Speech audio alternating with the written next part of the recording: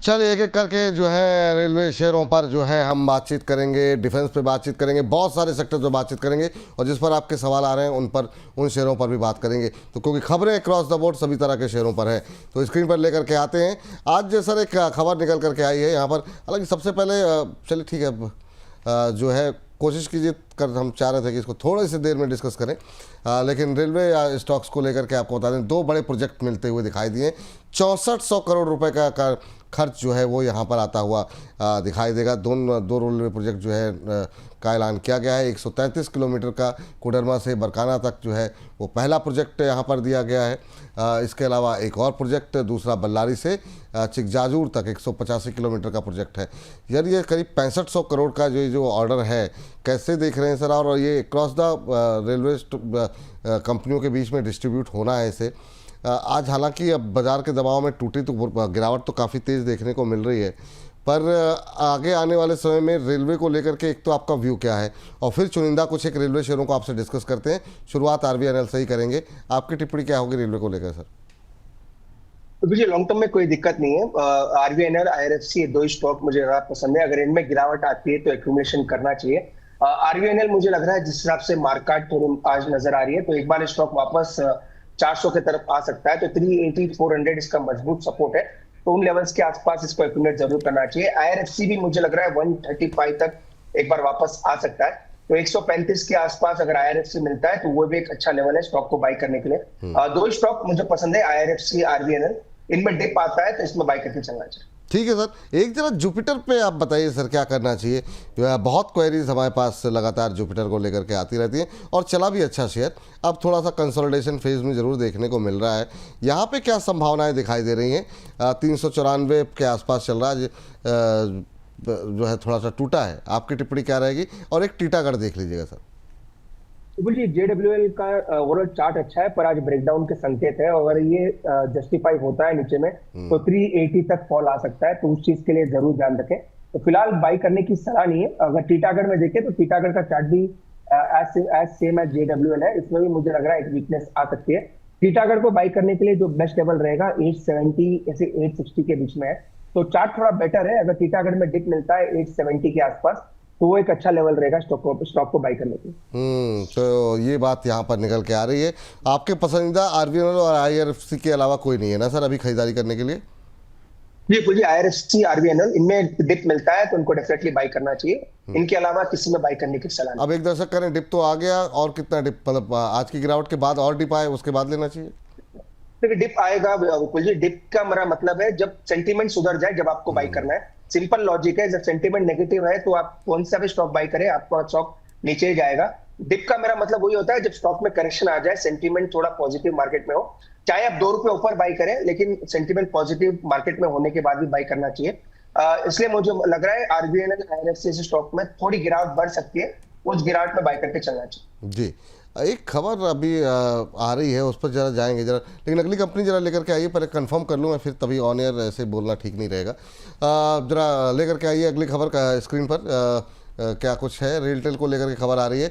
इनको यहाँ पर एक ऑर्डर की खबर निकल करके आ रही है सर। साउथ ईस्टर्न कोलफील्ड से करीब 120 करोड़ रुपए का नया ऑर्डर मिला है यहाँ पर, और इस ऑर्डर के जरिए जो है आपको बता दें कि यहाँ पर ऑर्डर के में जो है इनको वीपीएन नेटवर्क की मेंटेनेंस का काम दिया गया है। लाइव स्ट्रीमिंग और सीसीटीवी फुटेज का स्टोरेज का काम भी रहेगा। हालांकि आज रेलवे शेयरों की पिटाई में ये भी जो है अब पिटता हुआ दिखाई दे रहा है। आपकी टिप्पणी क्या रहेगी सर अभी इस स्टॉक को लेकर के? मुझे चार्ट अच्छा है इसका, नो डाउट, पर ये स्टॉक में ज्यादा ट्रैक नहीं करता है, इसलिए इसको कभी रिकमेंड नहीं करता हूं। पर टेक्निकली काफी मजबूत नजर आ रहा है। हो सकता है एक बार डिप 425 तक स्टॉक आ सकता है, तो वहां पे एक्सेलेंट लेवल रहेंगे ऐड करने के लिए। चूंकि आज 4-5 दिन के लो तोड़ा है तो थोड़ी वीकनेस बढ़ रही है, और ओवरऑल चार्ट अच्छा है। जिनके पास भी है होल्ड करें। फ्रेश एंट्री 425 के आसपास करना है। एक बड़ी दर्दनाक खबर आ रही है अहमदाबाद से सर। आपको बता दें एयर इंडिया का एक विमान जो है वो क्रैश होने की खबर इस समय आ रही है। टेक ऑफ के दौरान ही ये प्लेन जो है वो क्रैश हो गया है। आपको बता दें अहमदाबाद में एक बड़ा विमान हादसे की खबरें आ रही हैं, और ये जो है अभी तक हालांकि क्या अपडेट्स हैं, कितनी हताहत हैं लोग, इसके बारे में जानकारी नहीं है। अहमदाबाद के मेघानी में ये प्लेन क्रैश हुआ है, और इस तरह के मौक़ों पर ज़्यादातर जो है बड़ी मतलब कैजुअलिटीज़ बहुत हो जाती हैं। अब ये थोड़ा सा अपडेट देखना होगा कि क्या कुछ निकल करके आता है। एयर इंडिया का विमान क्रैश हुआ है और यहाँ पर 7 जो है वहाँ पर गाड़ियाँ दमकल की पहुँची हुई हैं आग बुझाने के लिए, लेकिन अब एक बड़ा हादसा, बड़ी दुखद घटना जो है वो सामने निकल करके आ रही है। इस पर और कोई भी अपडेट आता है तो हम आप लोगों को, अपने दर्शकों को बताएंगे। तो ये प्लेन क्रैश हुआ है मेघानी नगर में, अहमदाबाद में। हमारी पूरी संवेदनाएं उन लोगों के साथ है, उनके परिजनों के साथ है जो लोग भी यहाँ पे थे। तो आपको बता दें कि ये बड़ा दर्दनाक खबर जो है इसी कार्यक्रम के दौरान आती हुई दिखाई दी है। टेक ऑफ के दौरान ये मेघानी में यह हादसा होता हुआ दिखाई दिया है। देखते हैं यहाँ पर और अपडेट्स क्या आती हैं, कितने लोग सवार थे, क्या कोई कुछ लोगों को बचाया जा पाया है कि नहीं हुआ है, कहाँ से ये क्यों हुआ ये हादसा। तो जैसे कोई अपडेट आएगी आप लोगों को और अपडेट करेंगे। लेकिन इस बीच जो है अगले टिप्पणी अगली कंपनी पे लेके आ जाते हैं। स्क्रीन पर लेकर के आ जाइए खबर अगली। और यहाँ पर अगली खबर जो आ रही है वो आ रही है कि आपको बता दें कि एनएससी को मंथली इलेक्ट्रिसिटी फ्यूचर्स के कॉन्ट्रैक्ट को लॉन्च करने की जो है वो मंजूरी मिल गई है। और साथ ही साथ सेबी ने मंथली इलेक्ट्रिसिटी फ्यूचर्स की लॉन्चिंग को भी मंजूरी दे दी है। इसके अलावा एमसीएक्स को पहले ही जो है इस मामले को लेकर के मंजूरी मिल चुकी है। और इसी खबर की वजह से कल हमने बड़ी पिटाई देखी थी आईएक्स के अंदर। और अब बड़ा सवाल बनता है कि आईएक्स में करना तो करें क्या। कंपटीशन बढ़ने के चलते बुधवार को 10% तक गिरा था। आज भी हम देख रहे हैं, आपकी स्क्रीन पर है, 1-2% की गिरावट देखने को मिल रही है सर अभी। और इसके अलावा एक और महत्वपूर्ण खबर, 2.5% हिस्सेदारी जो है डालमिया सीमेंट ने आईएक्स में बेची है। 2.44% हिस्सेदारी जो है वो बेची गई है।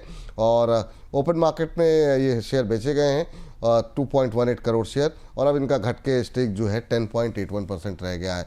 सर कोई भी अच्छी खबर नहीं आ रही आईएक्स के लिए, कितना डाउनसाइड देख रहे हैं करंट लेवल से, आपकी टिप्पणी क्या होगी आईएक्स को लेकर के? जी 185 का वीकली सपोर्ट है। 185 के नीचे तो स्टॉक में कोई बड़ा सपोर्ट नजर भी नहीं आ रहा है, तो 185 के नीचे जाता है तो वीकनेस बढ़ सकती है।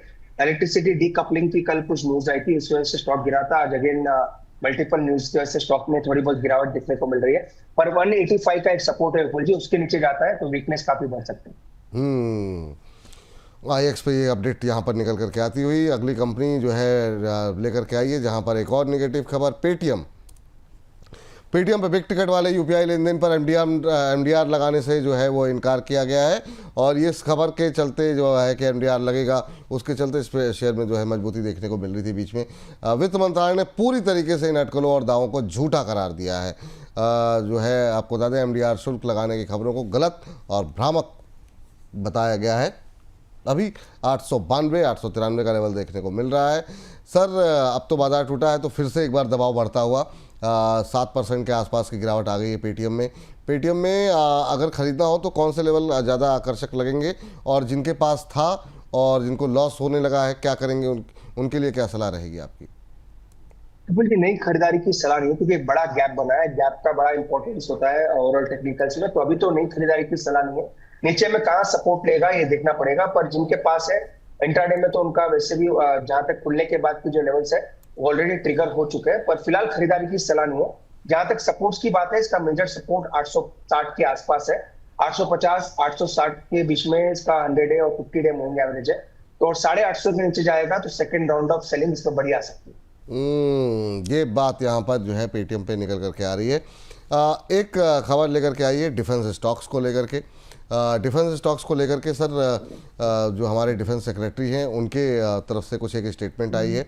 FY26 में 2 ट्रिलियन रुपए के डिफेंस कॉन्ट्रैक्ट जो है वो कंपनी जो है वो सरकार जो है साइन करेगी। ज़्यादातर डिफेंस कॉन्ट्रैक्ट जो है वो डोमेस्टिक डिफेंस कंपनियों को ही दिए जाएंगे। ये जो है रक्षा सचिव की तरफ से स्टेटमेंट यहाँ पर निकल करके आई है। FY25 में रिकॉर्ड 2.09 ट्रिलियन रुपए के डिफेंस कॉन्ट्रैक्ट साइन हुए थे। और साथ ही साथ आपको बता दें FY26 को लेकर के भी जो है बता दिया गया है कि और बड़ी ज़्यादा संख्या में यहाँ पर डिफेंस कॉन्ट्रैक्ट साइन हो सकते हैं और डोमेस्टिक कंपनियों पे फोकस रहेगा। और सर अब कैसे आप देख रहे हैं इसे कि घरेलू जो PSU और निजी डिफेंस कंपनियां हैं उनको फ़ायदा मिलेगा? ऑर्डर्स लगातार बढ़ते हुए दिखाई दे रहे हैं। अभी की आज की जो गिरावट है, क्या यहाँ पर कौन से पसंदीदा शेयर हैं आपके डिफेंस को लेकर के, क्या सलाह रहेगी, क्योंकि इस सेगमेंट को हम अलग से भी अपलोड करते हैं? तो मुझे BLHL पे गिरावट पे बाई की सलाह है। एक स्टॉक जो मैं अभी ट्रैक करना शुरू किया हूँ, मैचडॉक हमने निकाल दिया है, जो मैंने आपसे भी शेयर किया था कि ये स्टॉक अब F&O में आ चुका है। यहाँ से इसका चलना थोड़ा मुश्किल मुझे लग रहा है। तो मैजडॉक हटा के हमने बीडीएल को ऐड किया है। तो अगर डिप में बीएल, एचएएल और बीडीएल ये तीनों स्टॉक अगर आपको करेक्शन में मिलते हैं तो इसको बाई करना चाहिए।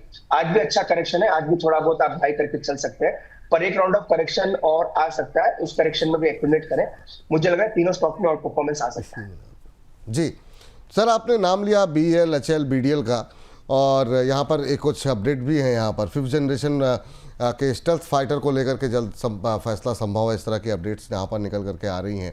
और इसमें जो है एचएल और बीएल की बड़ी भूमिका होने वाली है। Sukhoi Su-57 5th generation fighter jets की सप्लाई और मैन्युफैक्चरिंग के प्रस्ताव पर यहाँ पर विचार जो है वो चल रहा है। और अमेरिका के F-35 लड़ाकू विमान को खरीदने का फिलहाल के लिए कोई प्रस्ताव नहीं है, इस तरह की रिपोर्ट सामने निकल के आ रही हैं। तो ये एक पॉजिटिव खबर एचएल बीएल के लिए निकल करके आती हुई। सर, करंट लेवल पर भी खरीदारी कर सकते हैं या गिरने का वेट करें एचएल बीएल को, क्या सलाह रहेगी? और बीडीएल पर भी जरा एक बार बताइए लेवल्स क्या रहेंगे? तो जी करंट लेवल पे भी थोड़ा बहुत खरीद सकते हैं, पर वन गो या कैसे एक मुश्त में ना खरीदें, थोड़ा बहुत गिरावट आ सकती है क्योंकि मार्केट में प्रेशर है। बीडीएल की जहां तक बात है, बीडीएल मुझे लग रहा है 1800 के आसपास इसका सपोर्ट है।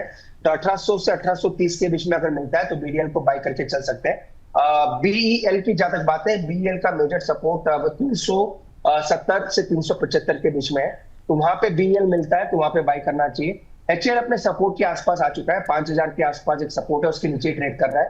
तो थोड़ी बहुत बाइंग करना चाहे तो एचएल में कर सकते हैं, पर एक करेक्शन और एचएल में आ सकता है, तो उसके लिए जरूर एक इंस्टॉलमेंट ड्यू रखें। पर धीरे धीरे मुझे लग रहा है अगर इनमें करेक्शन आता है तो एक्यूमुलेट करके चलना चाहिए। चलिए, तो ये बात डिफेंस को निकल करके आती हुई पसंदीदा शेयरों पे बात हो गई है, लेकिन इसके अलावा बाकी डिफेंस शेयरों पे क्या करना चाहिए, इसको लेकर के आप अभी 10 मिनट बाद कार्यक्रम हमारा देख सकते हैं। और हमारे साथ 2 विशेष मेहमानों थे, प्रदीप हल्दर, रचित खंडेलवाल की टिप्पणी आप सुन सकते हैं कि अभी जो है बाकी डिफेंस शेयरों में क्या स्ट्रेटजी होनी चाहिए, जिसमें हमने बात जो है Mazagon, GRSC, SCI, Cochin shipyard, data pattern, HL, BL, DVDL, idea forge, Paras defence, Apollo micro, BEML, Astra micro, Zentec, Unimech, aero और भारत फोर्ज जैसे शेयरों पे काफ़ी डिटेल में बातचीत की हुई है। बहुत लोगों के अभी सवाल लगातार आ रहे हैं क्या करना चाहिए डिफेंस को लेकर के। अभी भी हमारे दर्शकों की टिप्पणियां यहाँ पर लगा रही हैं। आइडिया फोर्स को लेकर के संदीप जी पूछ रहे हैं और भी बहुत लोगों के सवाल हैं। तो आप सब लोग ये आपसे 10 मिनट बाद जो है ये टिप्पणी ये बातचीत सुन सकते हैं और अपनी टिप्पणियाँ हमें भेज सकते हैं। चलिए, इस बीच अगली कंपनी जरा स्क्रीन पर लेकर के आ जाइए और वहाँ देखते हैं क्या कुछ खबरें हैं। जियो फाइनेंशियल को लेकर के आपको बता दें, जेबीआई एपीएल को सेबी से बतौर निवेश सलाहकार काम करने को मंजूरी जो है यहाँ पर मिली है। ये खबर आ रही है, सेबी ने मई में जियो ब्लैक रॉक म्यूचुअल फंड को ऑपरेशन शुरू करने की मंजूरी दी थी। तो अपडेट्स यहाँ पर जो है लगातार आती हुई दिखाई दे रही हैं। जॉइंट वेंचर, एसेट मैनेजमेंट और सलाहकार दोनों क्षेत्रों में ये जो है काम कर सकेगा। तो ये टिप्पणी यहाँ पर निकल के आ रही। सर, जियो फाइनेंस को लेकर अब तक एक शिकायत थी कि मतलब जो है काम क्या कर रही है कंपनी, किस तरीके से आगे बढ़ेगी, उसको लेकर क्लैरिटी नहीं। अब थोड़ी सी स्पष्टता आती हुई दिखाई दे रही है। ब्लैक रॉक के साथ दोनों फंड कौन से होंगे उसके बारे में भी जो है जानकारी सामने आई है। आपकी टिप्पणी क्या रहेगी सर, एक बार जो है जियो फाइनेंशियल को लेकर के? अगेन शुरू में मैंने कहा 300 के आसपास अभी बाई नहीं करना है। डिप में काफी बार इसकी बाई की सलाह दी, अपने शो पे भी काफी बार कहा है। 250 के आसपास, 230 के आसपास भी स्टॉक आया था, तो थोड़ा बढ़ चुका है स्टॉक। अब अभी भी थोड़ी क्लैरिटी आना बाकी है, काफी चीजें धीरे धीरे बाहर आ रही है, पर अभी भी मार्केट का एक कंसेंसस बना नहीं है। ओवरऑल विराट पे खरीदारी की सलाह है, पर 300 के आसपास ट्रेड कर रहा है, इसलिए थोड़ा अभी बाई करने के लिए थोड़ा बचे। वापस अगर 270 260 के आसपास मिलता है तो वो एक अच्छे लेवल्स रहेंगे। ओवरऑल धीरे धीरे क्लैरिटी आएगी और मुझे लग रहा है मोमेंटम बनेगा, पर फिलहाल करेक्शन का वेट करें, करेक्शन में बाय करके चलना चाहिए। अगली कंपनी लेकर के आते हैं एनटीपीसी। एनटीपीसी पे जरा टिप्पणी दीजिए, जरा स्क्रीन पर खबर लेकर के आ जाइए। एक्सटर्नल कमर्शियल बोरोइंग के जरिए करीब करीब $750 मिलियन जो है वो कंपनी ने यहाँ पर जुटाए हैं। आपको बता दें कि बिजनेस एक्सपेंशन के लिए जो है इस फंड का इस्तेमाल किया जाएगा। सर, थोड़ी सुस्त चाल यहाँ पर देखने को मिली है एनटीपीसी के अंदर। आपको बता दें कि अभी 1.25% की गिरावट कैसे देखें सर? काफ़ी लोगों की पोजीशन है यहाँ पर, लेकिन ये शेयर्स चलने को तैयार नहीं है। क्या वजह दिख रहे हैं आप? खासतौर से एनटीपीसी ग्रीन के निकलने के बाद थोड़ी और सुस्त हो गई है, आपकी टिप्पणी? तो बोलिए, लॉन्ग टर्म में कोई दिक्कत नहीं है, लॉन्ग टर्म में जरूर ये स्टॉक सता रहा है, कोई मोमेंटम नहीं है। पर ट्रेडिंग भी अगेन ट्रेडिंग वाला स्टॉक भी रहा नहीं है, क्योंकि मोमेंटम क्लियरली डिसअपियर हो चुका है। पर जिन्होंने ले रखा है 325 का स्टॉप लॉस रखना चाहिए। 325 लगभग 6 वीक के लोज है, तो 300 325 के नीचे जाता है तो ट्रेडिंग पोजीशन से एग्जिट करना चाहिए। बाकी लॉन्ग टर्म में कोई दिक्कत नहीं है, अभी भी बने रहने की सलाह रहेगी। एक ही चीज है, स्लो मूवर है इसलिए फ्रस्ट्रेट जरूर करेगा, पर मुझे लग रहा है लॉन्ग टर्म में अभी भी प्रॉस्पेक्ट्स कंपनी के काफी अच्छा है। हम्म। चलिए, तो ये बात यहाँ पर, और जरा लेकर के आ जाइए अगली कंपनी, जरा स्क्रीन पर देखते हैं वहाँ पर हिंदुस्तान कॉपर। इस पर सर जरा राय दीजिए, अभी क्या मतलब गिरावट आज तो है बाजार की गिरावट में, लेकिन जिस तरीके से कॉपर की कीमतों में अब रिकवरी रही है, हिंदुस्तान कॉपर क्या इस समय के लिए सही जो है बाय कैंडिडेट हो सकता है क्या? इस पर आपकी टिप्पणी चाहिए यहाँ पर। और यहाँ पर खबर आप लोगों के लिए स्क्रीन पर आपको बता दें कि नए समझौते किए हैं, उसका जो है इम्पैक्ट जो है यहाँ पर देखने को मिल रहा है। आपकी टिप्पणी सर हिंदुस्तान कॉपर को लेकर के अभी क्या रहेगी? कंपनी का एक्सपेंशन प्लान भी यहाँ पर स्क्रीन पर है।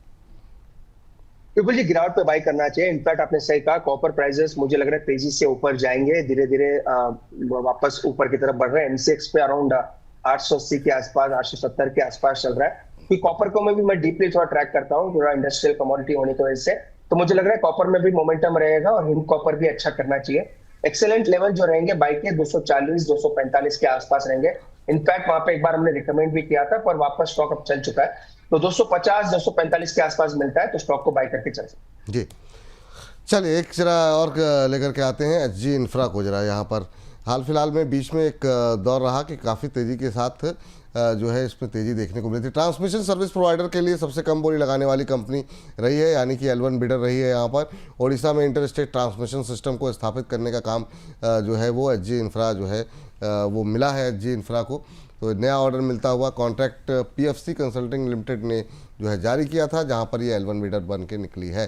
तो एक और पॉजिटिव खबर यहां पर निकल के आ रही है सर। आज तो दबाव है 1.5-2% के आसपास का, लेकिन आपकी टिप्पणी क्या रहेगी अभी एचजी इंफ्रा में क्या करना चाहिए करंट लेवल पे? SG infra overall chart sideways है, साइडवेज से आप कह सकते हैं नेगेटिव है, और नीचे में 1020 का सपोर्ट है। तो नई खरीदारी की सलाह तो नहीं है, पर 1020 के नीचे जाएगा तो स्टॉक में वीकनेस बढ़ सकती है। तो फिलहाल नई खरीदारी फिलहाल स्टॉक में नहीं रहेगी। जी, चलिए इसी के साथ खबरों के खेल को करते हैं यहीं पर समाप्त।